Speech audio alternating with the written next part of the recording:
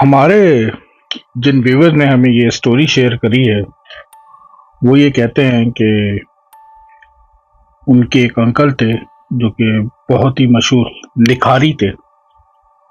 तो एक दिन वो उनके आर्काइव में बैठे हुए उनकी स्टोरीज रीड कर रहे थे, तो उनकी नज़र से एक ये स्टोरी गुजरी जो कि उनके अंकल ने किसी ज़माने में लिखी थी। तो उन्होंने इसको मेरे साथ शेयर करा और कहा कि क्योंकि ये आपके जॉनरा से रिलेट करती है तो मैं ये आपको भेज रहा हूँ। तो अगर किसी ने ये स्टोरी पढ़ी हो या सुनी हो या देखी हो तो इसका ये बिल्कुल भी मतलब नहीं है कि ये स्टोरी जो है मार्केट में नहीं है। ये स्टोरी बिल्कुल मार्केट में है और किसी न किसी ज़रिए से कोई ना कोई इसको रीच कर सकता है। चलिए चलते हैं अपनी स्टोरी की तरफ। वो अंधेरी रात थी। अब्र करम जोरों शोर से बरस रहा था। बादलों की गरज दिल दहला देने वाली थी। बिजली की चमक किसी भी लम्हे आंखों की रोशनी ज़ाइल कर देने को तैयार थी। ऐसे में अपने घर से निकलना बेवकूफ़ी था और ये बेवकूफ़ी साजिद और उसके 3 दोस्त कर चुके थे। साजिद, वाजिद, तानिया और सहर वीकेंड मनाने अपने घर से निकले थे। शाम बहुत सुहानी थी। आसमान को स्याह बादलों ने ढांपा हुआ था। सर्द हवा सर्दी की शिद्दत में इजाफा कर रही थी। वो चारों अपने घर के करीब वाले गार्डन में इकट्ठे हुए। यार क्या सुहाना मौसम है, क्यों ना लॉन्ग ड्राइव पर चला जाए, एक दोस्त ने दूसरे से कहा। पागल हो तुम, मौसम देखा है तुमने, कभी भी बारिश हो सकती है। इसका मतलब है कि तुम बारिश से डरती हो। मैं डरती वरती नहीं हूँ, मैं तो बस तुम्हें यह कह रही थी कि ऐसे मौसम में लॉन्ग ड्राइव पर जाना माकूल बात नहीं। अच्छा चलो फिर तो तुम भी हमारे साथ चलो। तुम अकेली रहकर यहाँ पर क्या करोगी, दोस्त ने कहा। लेकिन जाना कहाँ है? वो मेरे पापा का फार्म हाउस है ना, वहां पे। इतनी दूर? सबने चौंकते हुए कहा और सबकी आवाजों का जोश एकदम से खत्म हो गया। 1 घंटे बाद तमाम दोस्त ग्राउंड में जमा हो गए और अब बस सिर्फ इंतजार था साजिद का। 2 मिनट बाद वो भी कार लेकर आ गया। दोनों मेल फ्रेंड आगे बैठ गए और दोनों फीमेल फ्रेंड्स पीछे बैठ गई। मौसम मजीद खराब हो गया। हल्की हवाएं तेज हो गई, हवा में नमी बढ़ गई, दरख्तों से पत्ते तेजी से झड़ने लगे। साजिद ने एफएम ऑन किया। जू जू कार मंजिल की तरफ जा रही थी, मौसम की शिद्दत में इजाफा होता जा रहा था। अंधेरे पर अंधेरा छा रहा था। बादलों ने गरजना शुरू कर दिया। साजिद और वाजिद दोनों इस मौसम को एंजॉय कर रहे थे, जबकि सहर और तानिया पर एक वहशत आ रही थी। मैंने पहले ही कहा था मौसम काफी खराब है, अब भी वक्त है वापस घर चलते हैं, सहर ने मौसम की सख्ती देखते हुए कहा। साजिद और वाजिद ने इसका डर समझने के बजाय इसका मजाक उड़ाना शुरू कर दिया। एफएम पर चैनल चेंज किया, स्लो म्यूजिक ऑन एयर किया। एक भयानक आवाज एफएम से आने लगी। मौसम की शिद्दत में मजीद इजाफा हो गया। बारिश ने बरसना शुरू कर दिया। बिजली की चमक ने कार की फ्लैश लाइट को मांद कर दिया।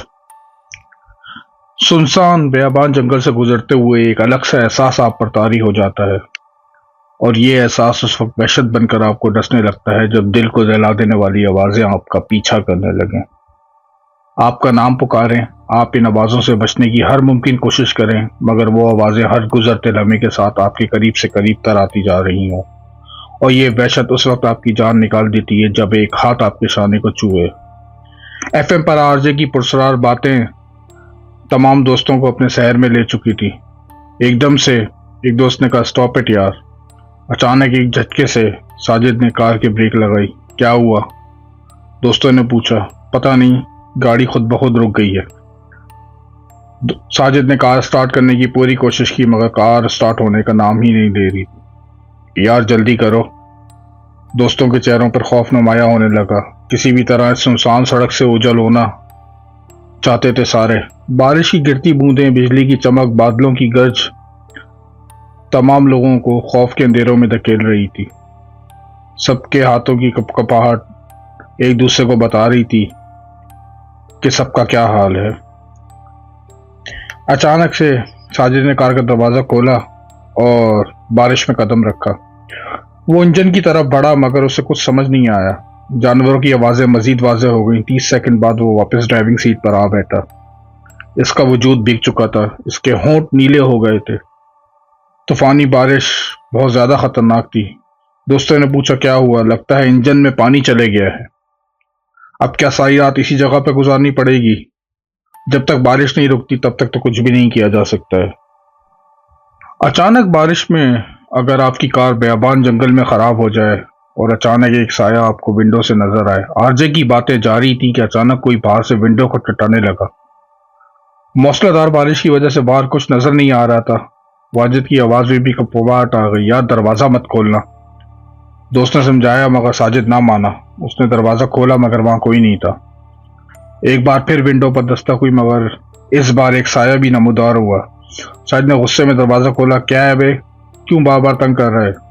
साजिद ने बाहर निकलते ही उस पर जुमले कसना शुरू कर दिए मगर वो बूढ़ा शख्स खामोशी से असा के सहारे खड़ा इसकी बातें सुनता रहा। इसके चेहरे पर लंबे बाल थे और तमाम चेहरा ढका हुआ था। इसकी कमर में खम था, बेटा यहाँ अकेले रहना ठीक नहीं, अकेले ठहरना ठीक नहीं है, जितनी जल्दी हो सके चले जाओ। इस बूढ़े की आवाज मूसलाधार बारिश में भी कार तक पहुंच रही थी। हमारी कार खराब हो गई और यहाँ कोई मैकेनिक है? दोस्त ने बूढ़े शख्स से पूछा। इस जंगल में कोई मैकेनिक नहीं मिलेगा तुम्हें। हाँ, अगर तुम चाहो तो मेरे साथ आ सकते हो। मेरे पास एक हवेली है, मैं उसकी देखभाल करता हूँ, चाहो तो आज रात वहां ठहर सकते हो। ये कहकर वो शख्स वहां से चल दिया। तूफानी रात में बाहर रुकने से बेहतर है इस बूढ़े शख्स के साथ इसकी हवेली ही, ये जंगल में रात गुजारने से तो बेहतर है ना। ठीक है। सबने अपने शाने झुकाए और बूढ़े शख्स को रोका। उस शख्स की हंसी पहली बार नजर आई। सब इस बूढ़े शख्स के पीछे चल दिए। सुनसान सड़क पर बारिश की बूंदों के साथ इनके कदमों की आवाज भी सुनी जा सकती थी। फासले पर एक हवेली नजर आई। लोहे का जालीदार गेट तूफानी हवा में खड़खड़ाहट के साथ खड़ा हुआ था। एक बार फिर बिजली चमकी।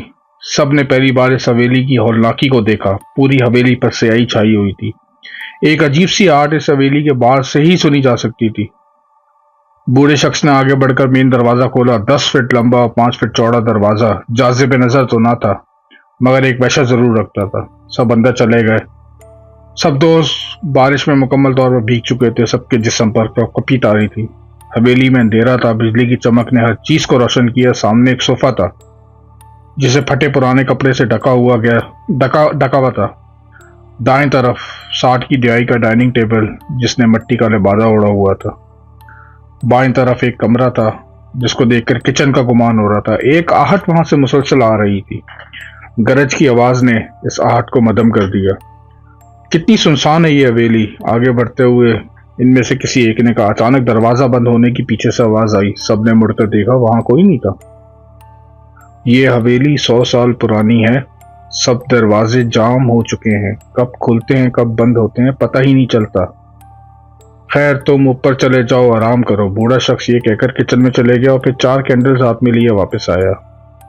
ये लो, यहाँ रोशनी सिर्फ इन्हीं से होती है और याद रहे चाहे कुछ भी हो जाए अपने कमरे से बाहर नहीं निकलना वरना। ये कहकर वो अपनी कसियानी हंसी के साथ वापस किचन में चले गया। किचन में जाते ही वो हंसी उसके चेहरे से गायब हो गई। बिजली की वो चमक एक बार फिर अंधेरी हवेली को नीली रोशनी में जगमगा रही थी। सब धीमे कदमों से ऊपर चढ़ने लगे। हाथों में कैंडल्स रोशन थी मगर हवा के झोंके इस रोशनी को भी उचक कर ले जाने को तैयार थे। ऊपर वाली मंजिल पर 4 दरवाजे थे। सब एक एक करके डिफरेंट कमरों में चले गए। तानिया दरवाजा खोलकर कमरे में दाखिल हुई। कैंडल की रोशनी ने अंधेरे कमरे को नीम रोशन कर दिया। सिर्फ एक टूटा हुआ बेड था जिसको स्याह कपड़े से ढका हुआ था। एक टूटी हुई अलमारी थी।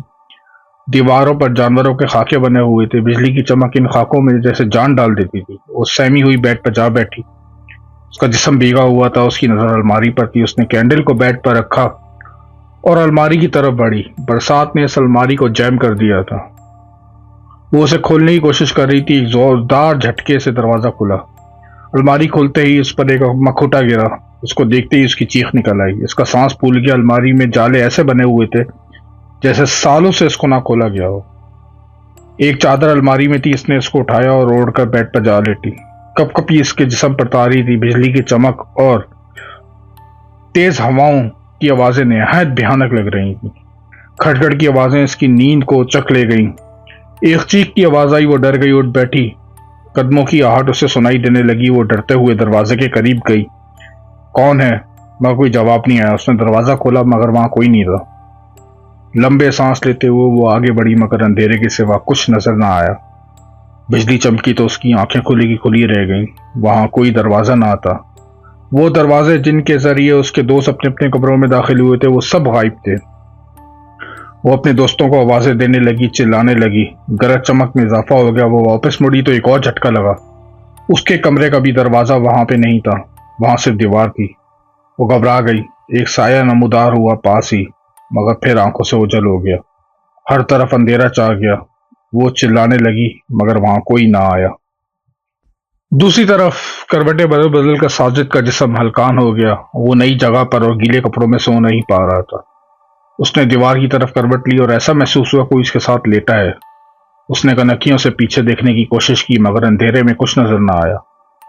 उसने अपनी मुट्ठी खौफ से भींच ली। बिजली की चमक ने दीवार पर एक साया बनाया। वो चौंक कर उठ बैठा, पीछे मुड़कर देखा मगर वहां कोई ना था। खौफ उसके चेहरे से जाहिर होने लगा। कदमों की आवाज कमरे के बाहर से सुनाई देने लगी।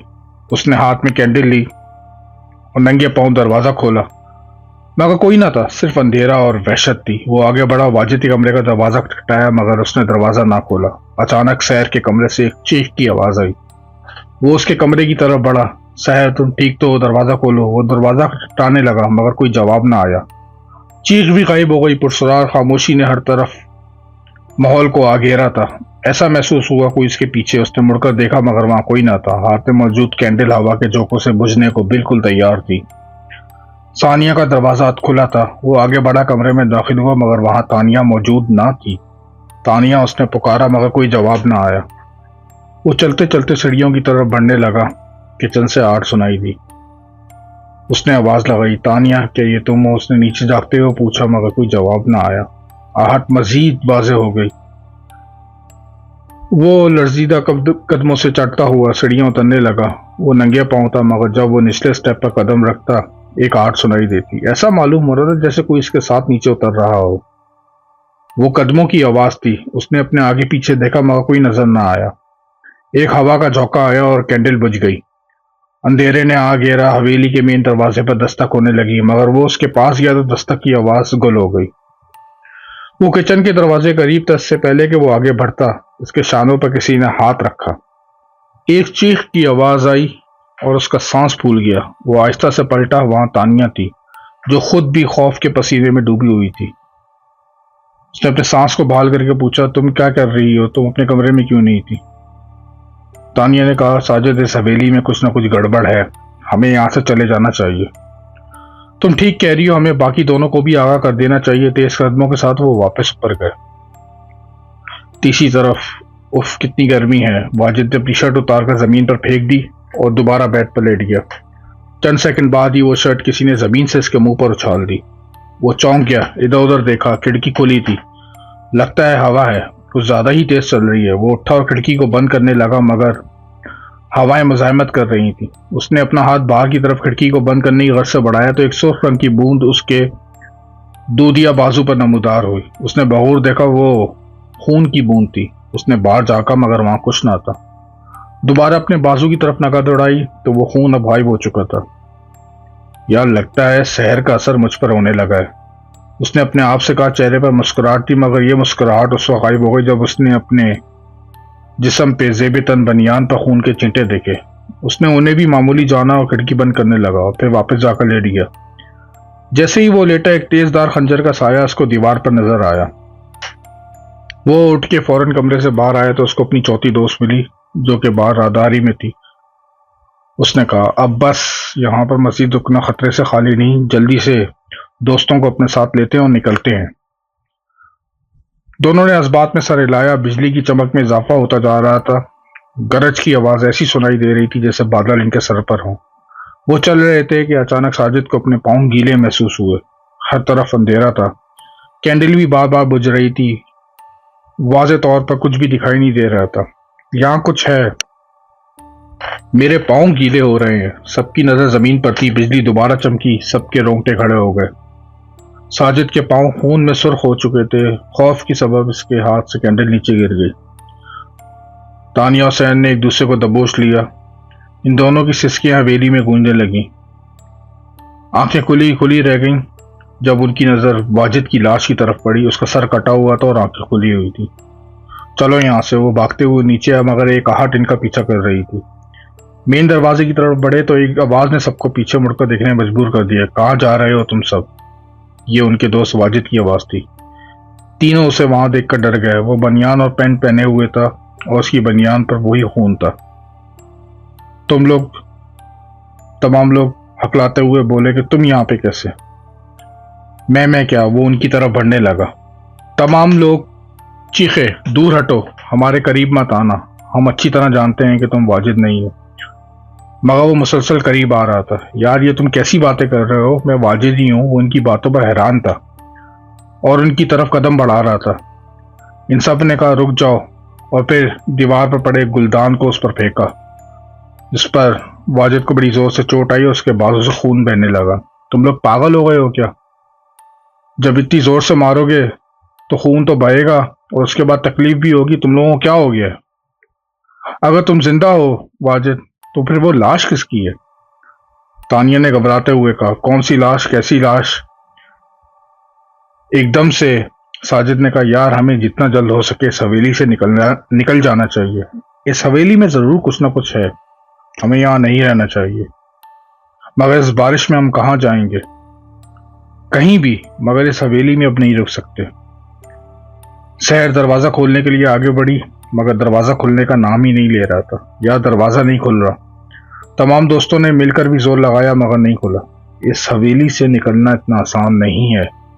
एक खिसियानी हंसी हवा में गूंजी। सब इधर उधर देखने लगे मगर वहां कोई नहीं था। बिजली की चमक भी इस आवाज के मुजस्सिम को सामने लाने में नाकाम थी। कौन है? सामने क्यों नहीं आता? साजिद ने ललकारा। पीछे से एक आवाज आई, तुम्हारी मौत। एक साया नमूदार हुआ। बिजली चमकने लगी। बादल गरजने लगे। वो साया हर गुजरते लम्हे में अपनी शक्ल तब्दील कर रहा था। पहले वो साजिद की शक्ल में जाहिर हुआ, फिर शहर की शक्ल में, फिर वो अगले ही लम्हे गायब हो गया। सब पर वहशत तारी हो गई। दरवाजा खोलने की कोशिश की मगर वो बंद रहा। सब ने बाहर के रास्ते की तलाश शुरू कर दी मगर रास्ता ना मिले। चीखों की आवाजें तेज से तेज हो गई। बिजली की चमक ने सबको जुदा कर दिया। अगले ही लम्हे सब एक दूसरे की आंखों से ओझल हो गए। सब एक दूसरे की आवाज सुनने से भी कासिर थे। रात का तूफान अब थम चुका था। सियाही की जगह रोशनाई ने ले ली थी। एम्बुलेंस की आवाजें हवेली के अंदर से सुनाई दे रही थी। 4 लाशें इनमें रखी जा चुकी थी। आसपास के गांव के लोग खड़े हैरत से ये मंजर देख रहे थे। सब इन लाशों की हालत को देखकर हैरान थे। 3 की मौत एक ही तरीके से हुई थी। तीनों ने अपनी नब्ज काट डाली थी। जिस्म पर किसी भी किस्म की खराशों के निशानात ना थे सिवाय एक लाश के। इसका सर धड़ से जुदा था। एक तेजदार खंजर से इसका सर काटा गया था। खंजर भी आले के पास से मिला मगर इस पर चारों की उंगलियों के निशानात थे। इसी खंजर से सबकी नब्ज काटी गई थी या फिर खुद उन्होंने काटी थी। इस केस को सुलझाने में पुलिस आज भी नाकाम रही है।